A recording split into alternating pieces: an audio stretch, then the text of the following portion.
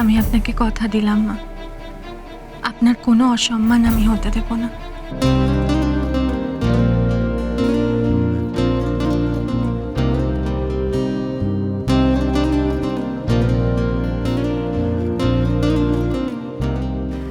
শোনো না, তোমাকে একটা ভালো খবর দিয়ে রাখি। এবার না পেপারে আমার ছবি বের হবে। পেপারে ছবি? এবারে আমি ফার্স্ট ক্লাস ফার্স্ট হব। তাই আমাদের বিয়ের কেনাকাটা তুমি তোমার মায়ের সঙ্গে শুরু করে দাও। আরে তোমার তো এখনো পরীক্ষাই শেষ হলো না, তার আগে বিয়ের কথা বলতে শুরু করে দিলে। আর সোমা, যতটুকু আমি জানি তুমি তো ভালো করে লেখাপড়াই করোনি। আমি পড়াশোনা করিনি সেটা তোমাকে কে বললো?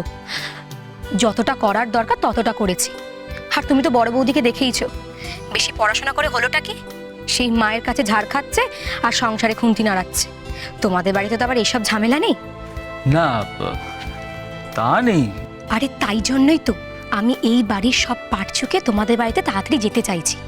আচ্ছা, তার মানে এই তাড়াতাড়ি আমাদের বিয়েটা যাতে হয় সেই কারণে তুমি মানে উঠে পড়ে পড়াশোনা করছো এবার, তাই তো? Yes mister. আর শুধু বিয়ে নয়, বড় বৌদির ওই ফর্সা মুখে কালো জামা ঘষে দেওয়ার জন্য তোমাকে পড়াশোনা করতে হবে, তাই না?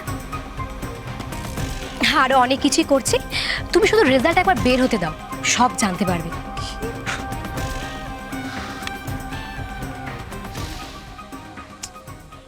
এ তো মহা বিপদে পড়া গেল।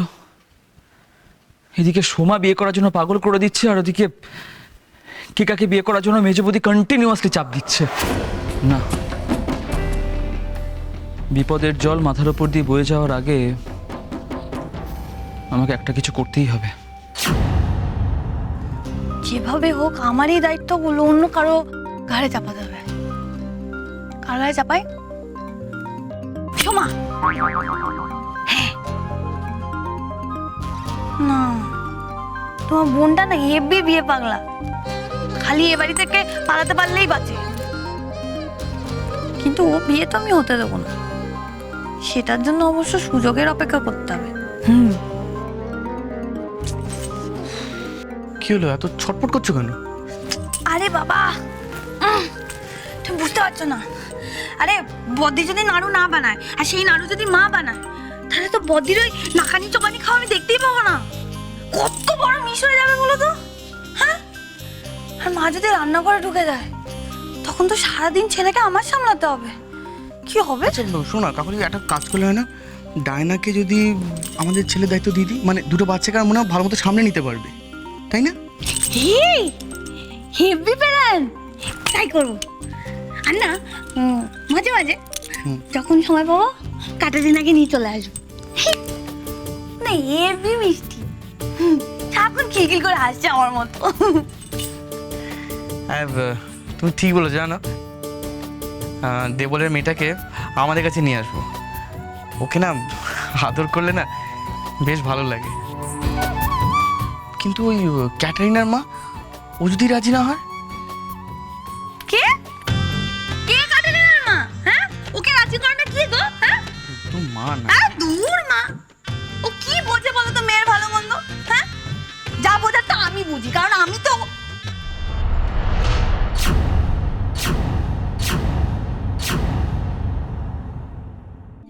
এই রে কাকুলি রে, গোয়েন্দা বদ্দি আবার সব শুনে ফেলেনি তো? তোমার খাবার। শ্যামল, নিচে চলো, খেতে দিয়েছি। বদ্দি থ্যাংকু। আমাদের আতুরের জন্য তোমার খাটনি কেমন বেড়ে গেছে না? দেখো আবার খাবার নিয়ে ওপরে আসতে হলো। বলছি, মা তোমাকে সংসারে কাজ করতে মানা করলো না? কাকলির সংসারটা আমারও। মা আমায় অনেক কিছু বলতে পারেন, তার জন্য কি আমায় কোনোদিনও দেখেছো হাল ছেড়ে দিতে? হ্যাঁ, না না, মানে শ্যামল, খেতে এসো। ভাগ্যিস গোয়েন্দা বদ্দি কিছু শোনেনি। কি শোনেনি? কি তুমি যাও না, খেতে যাও না, তোমার খিদে পেয়েছে না? যাও। এই শোনো না, বলছি আসার সময় না একটু আচার নিয়ে আসবে, আমি রাতে ঘুমানোর আগে খাবো প্লিজ। আর কিছু?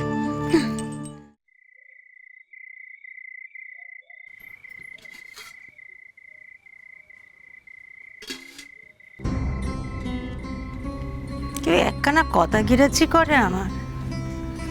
পই পই করে বলে দিয়েছিলাম রাতের বেলা শোয়ার আগে 1 গ্লাস দুধ বড় বৌমাকে খেতে। সব ভুলে গিয়ে তো খালাস। সমস্ত ভবানীর মনে রাখতে হবে, মনে রাখার দায়িত্ব ভবানীর একার।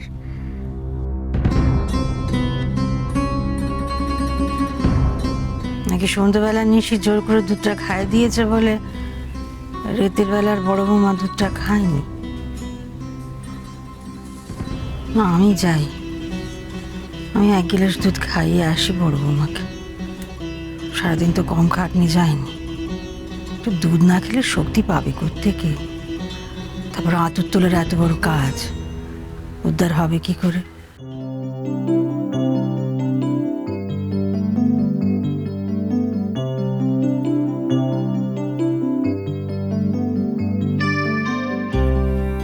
নিশীথ, হ্যাঁ, তুমি শুয়ে পড়ো না, আমার হয়ে গেছে, এই চ্যাপ্টারটা শেষ করেই আমি শুয়ে পড়বো। শশী, আমার দিকে না তাকিয়ে মন দিয়ে পড়াশোনাটা করো দেখি। আমি ঠিক আছি। আমার কথা কেন শোনো না বলো তো? আমার সঙ্গে জেগে থেকে কি লাভ?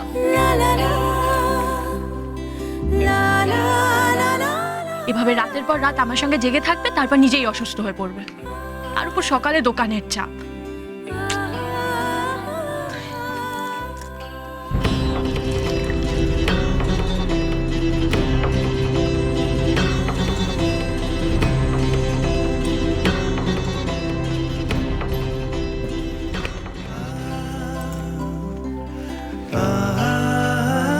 কি এত রাতে তুমি এখন ঠোঙা বানাবে? হ্যাঁ, বিনা কাজে বসে থাকলে বেশি করে ঘুম পায়।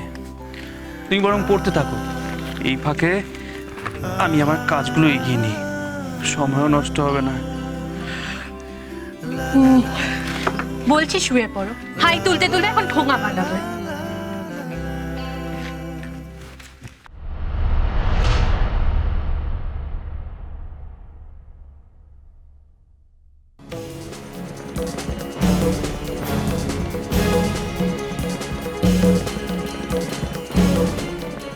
এসব কি শুরু করেছে নিশীথ?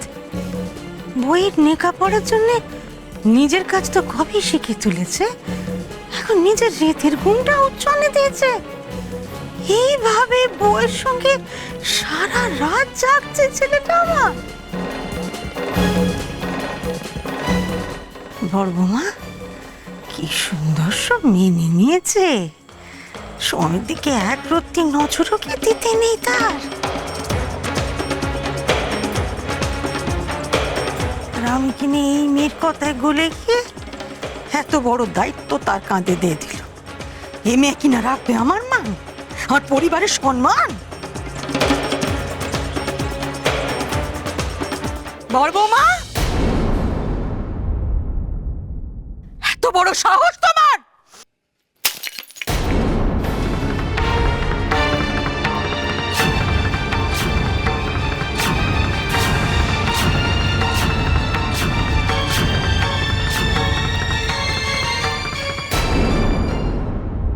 সারাদিন আমার ছেলেটা খেটে খেটে মুখ থেকে রক্ত তুলছে সংসারের ভাত জোগাড় করার জন্য, আর তুমি তাকে রেতের বেলা তো খাটিয়ে মারছো।